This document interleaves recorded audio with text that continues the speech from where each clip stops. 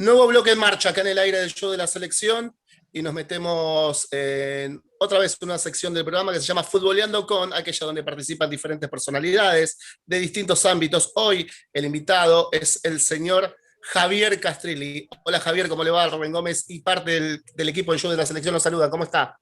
¿Qué tal? Un gusto saludarlo. ¿Cómo están ustedes? Bien. Quiero empezar preguntándole, ¿cómo fue tomar la decisión de ser árbitro? ¿Fue difícil? ¿Se fue convenciendo con el tiempo? ¿Le gustó? ¿Ya lo tenía en su esencia la vocación?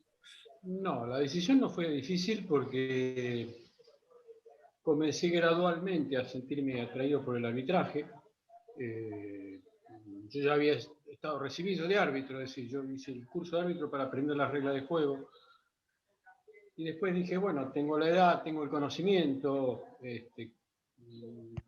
Si uno ha sido siempre un crítico de los árbitros y siempre he considerado que se podía mejorar el producto de servicio del arbitraje, ¿por qué no intentarlo personalmente? ¿No? Y así fue que comencé a sentirme atraído por la práctica del arbitraje. Entonces la decisión no fue difícil de tomar, habida cuenta que para mí era como una especie de reto, un desafío, ¿no? Que me lo había puesto yo mismo. ¿Qué tal, Javier? ¿Cómo le va? Agustín Yulis lo saluda. Y yo lo que quiero preguntarle es, ¿cuál es quizás el partido que usted más recuerda de los que ha dirigido?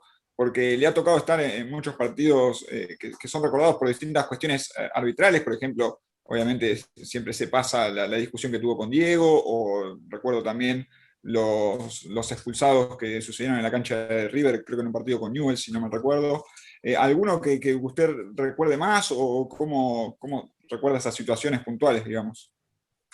Sí, recuerdo todos los que nombraste, siempre los recuerdo y me los recuerdan. Siempre los primeros partidos que se toman como referencia son aquellos que suelen pasar por programas retro del fútbol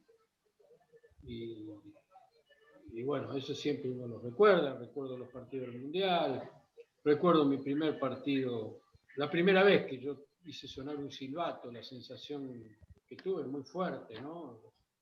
Dirigiendo en el Club Gimnasia de Esgrima de Buenos Aires. Son todos recuerdos muy fuertes, todas y cada una de las experiencias cuando ascendía de categoría, o la primera vez que fui árbitro en un partido del interior del país, ¿no? Siendo muy joven. Y son todas experiencias muy fuertes, muy conmovedoras, que sacuden y que desde algún lugar también son pruebas que uno ha tenido en su vida y en su carrera como árbitro, determinantes todas y cada una de ellas, porque desde algún lugar uno se daba cuenta desde dónde y hasta dónde podía llegar a continuar la carrera o no. Era como verificar si realmente uno estaba en condiciones de continuar con esa carrera, ¿no? Ya después, había subido a primera división, tener la posibilidad de ser internacional, después un mundial eran cosas muy fuertes que se fueron sucediendo, pero que lejos estaba uno de imaginar que podían llegar a suceder cuando comencé a desandar el camino del arbitraje. ¿Qué tal, Javier? Buenas noches, el gusto de saludarlo. Mi nombre es Víctor Santander y quería consultarle yo, para usted, ¿cuál fue la época en la cual hubo el mejor nivel de arbitraje según su óptica? Mirá, fueron épocas distintas, ¿no? Digamos, que yo haya tenido oportunidad de observar.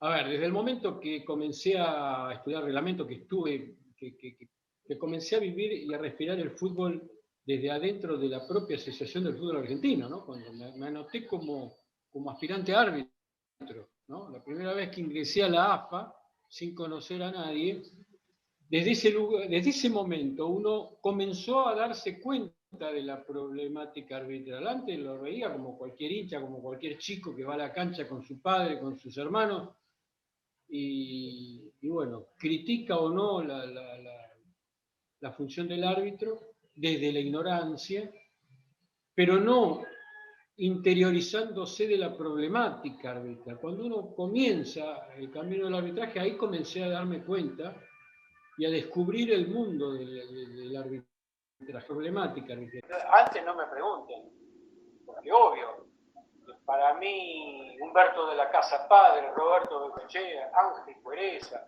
eran próceres del arbitraje. Sin embargo, yo no puedo, yo los veía como hincha, no estaba interiorizado realmente, los veía como personalidades del arbitraje, pero que sin tener elementos como para jugar. Javier, ¿cómo estás? Anteriormente hablabas sobre tu primer partido, que te acordabas muy emotivamente. Yo te quería consultar sobre tu último encuentro, cómo fue la previa, si te acordás alguna anécdota de ese día, que también habrá sido, te habrá quedado marcado, ¿no? Sí, claro, porque tampoco sabía que iba a ser en definitiva mi último partido.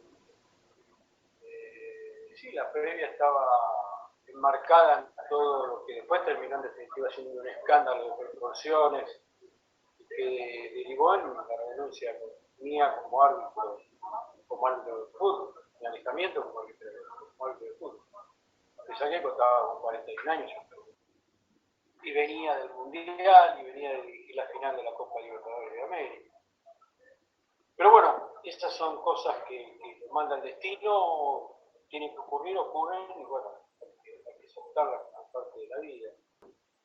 Pero la previa, reitero, estaba totalmente contaminada por ese ambiente, por ese clima enrarecido que existió desde el momento que yo tomé contacto con determinadas denuncias de algunos árbitros y que me llevaron a un enfrentamiento con el presidente del Colegio de Árbitros. Javier Castrelli es el que habla con nosotros acá en el show de la selección, en nuestra sección Futboleando con. Javier, repasando aquellos fallos polémicos de su trayectoria y también viendo muchísimos aciertos que tuvo en casi la mayoría de los partidos. Hoy con el diario del lunes y recordando sus partidos, digo, usted tenía como el gesto serio, y era cuando por ahí no tenía medias tintas, digo, porque hay otros estilos de arbitraje por ahí como Baldassi, que por ahí era más de negociar, de conciliar. Directamente ese estilo no le gustaba, si hoy podría corregir o cambiar algunas cosas, ¿haría todo igual? O por ahí diría, no, mejor lo hubiese hecho de esta manera. Digo, a veces las imágenes de la TV, de aquellos programas que reproducen cosas pasadas, nos muestran, por ejemplo, ese encontronazo con Maradona. ¿Usted dejaría todo igual o algunas cosas las cambiaría, Javier? Es que en el arbitraje no hay nada que negociar. Es un concepto equivocado de un árbitro que está dispuesto a negociar, a perdonar vidas, ¿no? A hacerse el bueno, a hacerse el simpático. ¿Sabes por qué no hay nada para negociar? ¿Por qué? Porque estamos hablando de fútbol profesional. Estamos hablando en el fútbol profesional convergen una multiplicidad de intereses. El fútbol es un negocio también, no solamente es un deporte, es un negocio. Entonces, cuando un árbitro tiene que sancionar una falta, como es un juego, cualquier ilicitud dentro del juego, la sanción que pena esa ilicitud genera una ventaja deportiva. Claro. Si vos cometés una falta culpable de ser expulsado, vos te tenés que ir de la cancha y tu equipo tiene que jugar con 10 jugadores. Esa ventaja deportiva es a favor del equipo perjudicado por la falta que hiciste. Si viene un árbitro que quiere hacerse simpático, un arbitraje político, entonces te dice, no, quédese tranquilo, me promete que nunca más lo va a hacer, y vos le decís, sí, claro, no lo voy a volver a matar, ya está muerto. Entonces, ¿qué ocurre? Al jugador lo llevan en camilla, vos te quedás en la cancha amonestado, no expulsado, amonestado, cuando te tendrías que haber ido expulsado, y tu equipo pasa a jugar en ese momento con un jugador de más. Esa ventaja deportiva que era para el equipo perjudicado por la falta, pasa, se transfiere a favor del equipo infractor. Esa ventaja deportiva, que nadie repara en eso, porque es al día de hoy que nadie dice absolutamente nada. Al revés, dice, no, ¿sabe lo que pasa? Que un River y Boca se dirige de esta manera, porque si no estás arruinando el espectáculo. Entonces el equipo, beneficiado por esa omisión del árbitro, ese equipo termina empatando o ganando el partido o el campeonato. Como el árbitro pasó desapercibido, nadie habló de él, dirigió muy bien, todo el mundo lo aplaude. Tiene el reconocimiento, ¿sí?, de la mayoría de la gente que piensa de esa manera, o directamente que no se da, no repara en ese detalle, ¿no es cierto? Bueno, hay una ventaja que fue vulnerada, y lo que es peor, lo que me parece más gravitante, lo que genera más daño, es la sensación, porque viste que el fútbol es un juego, con el fútbol, con el deporte se educa. Y vos estás educando con un deporte que penetra celularmente en nuestra sociedad por la fuerza de sentimientos que despierta, que penetra en los chicos y los jóvenes, lo peor. Estás llegando a la juventud, a la niñez, con un mensaje de que aquel que va por el camino de la izquierda, de zurda, por afuera de la legalidad, y con la complicidad de la justicia, obtiene el fin que estaba buscando. Ese es un modelo de corrupción. Entonces vos tenés un vehículo transmisor de mensajes, de valores, ¿sí?, con un mensaje totalmente pernicioso, porque ese jugador estrella es el punto de referencia de los chicos y de los jóvenes, que internalizan ese esquema de corrupción y después lo van a replicar inconscientemente en su vida de relación común. Entonces digo, no nos damos cuenta de lo que significa, no solo violando la seguridad jurídica en el juego y violando los derechos consagrados por las reglas de juego, perjudicando y lesionando intereses económicos, deportivos y por sobre todas las cosas, muchas veces, la afectación de la inversión afectiva de aquellos que están en la tribuna hinchando por un club. Les importa un pepino lo que siente la gente.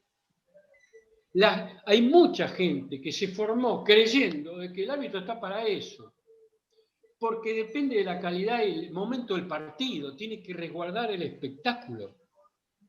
No vaya a hacer cosa que expulse 3, 4 jugadores, el partido se le vaya de las manos. Y la creencia, porque nos han impuesto, porque se replica de generación en generación las frases hechas, es mejor árbitro el que pasa desapercibido, es mejor árbitro el que termina con los 22 jugadores dentro de la cancha. Ahora, a nadie le importa los caminos que utilice ese árbitro para terminar con los 22 jugadores dentro de la cancha. Los perjuicios que genera. Porque adentro de la cancha ocurren muchísimas cosas que no se entera nadie. Nadie se entera. De los diálogos, ahora, bueno, lo escuchamos porque estamos en pandemia y no hay público. Entonces muchas de las cosas trascienden y chocan, ¿no es cierto? Eso es común, ¿te imaginás? Más con gente, las barbaridades, los árbitros que se dejan insultar, los árbitros que insultan, que le faltan el respeto a los jugadores. Es decir, y aparte, obviamente, lo que estamos acostumbrados a ver, ¿no?, con este arbitraje mediocre que vemos en el día de hoy, en donde los árbitros terminan siendo muchos de ellos, no quiero generalizar, pero la enorme mayoría de ellos terminan siendo marionetas, ¿no?, de los intereses y esquivando responsabilidades y omitiendo y violando derechos consagrados por las reglas. Lamentablemente nosotros vivimos en el arbitraje y lamentablemente muchas veces en el universo del fútbol se repiten esos argumentos totalmente vacíos de validez, totalmente falsos, y que pareciera que cuanto más se repiten a través de los medios de comunicación, más la gente cree que son verdades, pero son falsedades, porque a poco que yo siempre, mira, yo tengo en el arbitraje, yo voy a cumplir 64 años, comencé a los 18 años, es decir, que voy para 46 años. Es mucho tiempo, ¿verdad? Bueno, siempre yo me sometí a cualquier debate, a cualquiera, con cualquiera. Vamos a debatir, pero debatamos con idea, no desacreditando al otro. No tratando de quitarlo del camino, tratando, ¿no? Sin argumento. Con las reglas de juego en la mano. Con las reglas de juego en la mano, desafío a cualquiera que me venga a explicar y a justificar por qué los árbitros no cumplen con su deber. A cualquiera, ¿eh? Un debate público, no hay problema. Siempre. Por ahí a veces se habla, cuando llega en este caso, del espíritu, de la interpretación. Algunos jugan de que algunos árbitros por ahí no jugaron al fútbol. ¿Usted qué opinión tiene sobre eso? Porque está mucho en juego el espíritu. Y todos los periodistas no jugaron al fútbol. ¿Y a vos te desacredita no haber jugado al fútbol? Es decir, No, puedo un periodista, porque no jugó al fútbol, está fuera de carrera. Únicamente pueden opinar sobre el fútbol aquellos que juegan al fútbol. Eso es absurdo. No. Entonces muchas mujeres no tendrían posibilidad alguna de opinar sobre el fútbol, porque nunca juegan al fútbol. Muchas mujeres no podían opinar sobre el arbitraje porque nunca dirigieron. A ver, digamos, argumentos para excluir están al alcance de la mano, siempre. Y lo que acabas de decir son frases hechas que de generación en generación trataron de desacreditar a aquellos que tenían la razón. Cuando no se tiene la razón, lo primero que se hace es desacreditar al otro, ¿no? Tachándolo porque no amerita, no tiene méritos como para hablar, dicen, ¿no es cierto? Y porque no entiende el idioma del fútbol, porque nunca jugó al fútbol. Vos fíjate qué absurdo. ¿Cuántos técnicos en la actualidad no jugaron al fútbol? ¿Sí? ¿Cuántos técnicos? Mourinho, ¿cuánto jugó Mourinho al fútbol? Mourinho. Es decir, hay un montón de técnicos que hoy en día no solamente son técnicos, están en el fútbol de élite como técnicos y no juegan al fútbol. ¿Y quién puede decir? Javier, y... Por eso digo, esto de que el árbitro tiene que dejarse llevar por el sentido común, es no entender el espíritu y la letra de las reglas, y no haber leído nunca, jamás, una regla de juego. En donde vos fíjate, ¿por qué el VAR hoy en la actualidad, a pesar de los intentos de la FIFA, por qué el VAR sigue metiéndose en la letra fina? Cuando el protocolo del VAR dice únicamente en la jugada, en los errores graves y claros. Bueno, no puede. ¿Sabes por qué no puede? Porque están de por medio los derechos de los clubes. No puede. Es decir, ¿quién es el que dice, este es un error grave? Y el otro dice, no, es un error nimio. Entonces, todos se arrogan ese derecho y como hay muchos intereses en juego, entonces no puede deshacerse de la nimiedad, porque te lo está mostrando la propia televisión, te lo demuestra, las imágenes. Entonces, si es offside, Javier, es offside.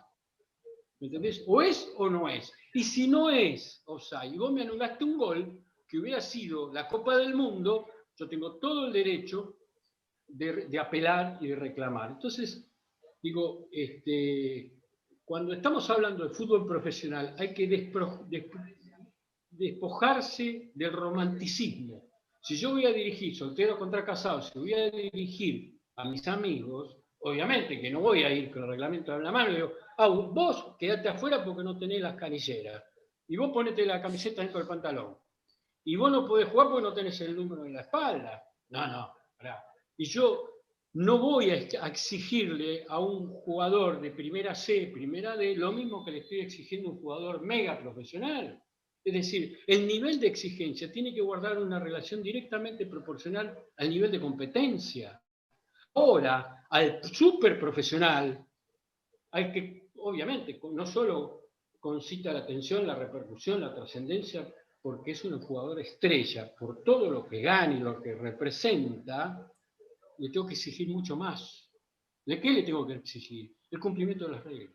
Ahora, cuando vos entendiste las reglas, entendiste el espíritu de las reglas, obviamente que lo que creen, los que ignoran las reglas, que hablan porque son opinólogos, pero no las saben, siempre se avalen de que las reglas tienen que ser elásticas y todo depende del espíritu y del sentido común del árbitro. Entonces, cuando el árbitro se excede, no, se excede en el cumplimiento de la regla. ¿Cómo se excede en el cumplimiento de la regla? Estamos acostumbrados, digamos, es lo mismo que alejarse de la Constitución Nacional, ¿viste? Es decir, nos alejamos tanto de la Constitución Nacional que, viejo, ese es el sentido común, es la necesidad y la urgencia que tengo, ¿viste? Tengo que gobernar con decreto de necesidad y urgencia. No es así la vida, al menos eso es lo que creemos acá en Argentina, ¿no es cierto? Después chocamos de bruces cuando pretendemos imponerle a los organismos internacionales como la FIFA, como la Conmebol, le pretendemos imponer nuestra creencia y nuestro sentido común, y ellos se dicen, no señor, el reglamento es este, y chocamos contra la pared. Pero bueno, tenemos que aplicar las reglas de juego en esta sociedad, lamentablemente, y hay que, a través del cumplimiento de las reglas, hacerle ver a la gente que los equivocados son aquellos que todo es librado a la arbitrariedad de una persona. Porque en definitiva, Javier, ¿y cómo ve el futuro del VAR? ¿Cómo? Disculpe, le preguntaba, ¿cómo ve el futuro del VAR en estas cuestiones que usted habla del reglamento, que el VAR lo impone, pero muchas veces se le critica eso? ¿Cómo lo ve a futuro? ¿Se va a cambiar? ¿Va a seguir igual? El VAR hay que entenderlo como parte del progreso. El VAR y la tecnología se tiene que entender como un camino sin retorno. Un progreso que no nos pregunta si nos gusta, si nos resulta simpático y cómodo. El progreso avanza. El progreso hay que aceptarlo tal cual como es. En un mundo que ha acelerado en forma exponencial la velocidad de cambio y que hoy en día miramos para atrás, hace 5, 10 años atrás, jamás hubiéramos imaginado poder, mediante un teléfono inteligente, comunicarse con la otra parte del mundo y hablar en tiempo real y mirarle la cara al otro. Ese es el mundo que recorremos. Entonces, aquellos que tienen la obligación, la responsabilidad de gobernar el fútbol, en todas las áreas, más en el arbitraje, tienen que decir y pensar, ¿no es cierto? Yo tengo que enseñar las reglas de juego a personas que la van a tener que aplicar dentro de 5, 10, 15 años. Entonces me tengo que imaginar cómo habrá de ser ese fútbol dentro de 5, 10, 15 años. Entonces, en ese escenario se inscribe el VAR. Aparece como el remedio ante la imposibilidad de la persona humana de dar respuesta a la problemática del fútbol moderno. Eso se ha puesto de manifiesto en los últimos 10, 15, 20 años, se puso de manifiesto eso. Las limitaciones humanas tocaron el techo desde hace rato. El adelanto tecnológico cada vez más y mejor desnuda los errores y los horrores de los árbitros. Entonces, obviamente, que la puerta de la tecnología no es que se la abrieron. La tecnología pateó la puerta y entró. De prepo entró. Y va a seguir entrando. En un mundo donde estamos hablando de la inteligencia artificial, ¿qué otra cosa que imaginar que el arbitraje humano corre el camino de ser desplazado gradualmente por esa inteligencia artificial? Eso es lo que uno se imagina para el futuro. Entonces, estamos viviendo un tiempo de transición, una comedia de enredos, en donde todos los partidos por el VAR, primero y principal, la aberración que acá en la Argentina, como en otros lugares, todavía no se implementó. Siempre vamos a contrapelo del progreso del mundo. Todavía no tenemos el VAR. Chile lo tiene, otros lugares lo tienen, no hablemos de Europa. Acá en Argentina no. Entonces eso genera un acostumbramiento dispar con aquellos que ya hace temporada los vienen sufriendo y lo vienen aplicando y cada vez mejor. De cualquier manera, en ese contexto europeo, con ligas hiperprofesionalizadas, aún así el VAR sigue imperfecto. porque ese proceso de transición hará de que los traumas, las controversias, las disputas, las polémicas, aún sigan a pesar de la tecnología, porque lo que está fallando en definitiva es el hombre que escribe el protocolo, el hombre que conceptualmente está equivocado en la aplicación del VAR, y el hombre que en definitiva lo tiene que operar y desnuda sus limitaciones, porque el árbitro que no está capacitado para leer el juego, menos habrá estar capacitado para mirar una pantalla de televisión. Lamentablemente es así. Tenemos decisiones dentro del VAR, de la operatoria del VAR, que no hacen más que demostrar la incapacidad de los árbitros y de las personas que los manejan. Muy bien, Javier Castrilli es el que charló con nosotros acá en el show de la selección, una nota que veníamos buscando, que por suerte la pudimos conseguir. Muchas gracias, Javier, por estos minutos, por su predisposición, por su amabilidad, sus conceptos. Un abrazo grande y hasta cualquier momento. Les mando un abrazo, que sigan bien, cuídense. Javier Castrilli en el show de la selección.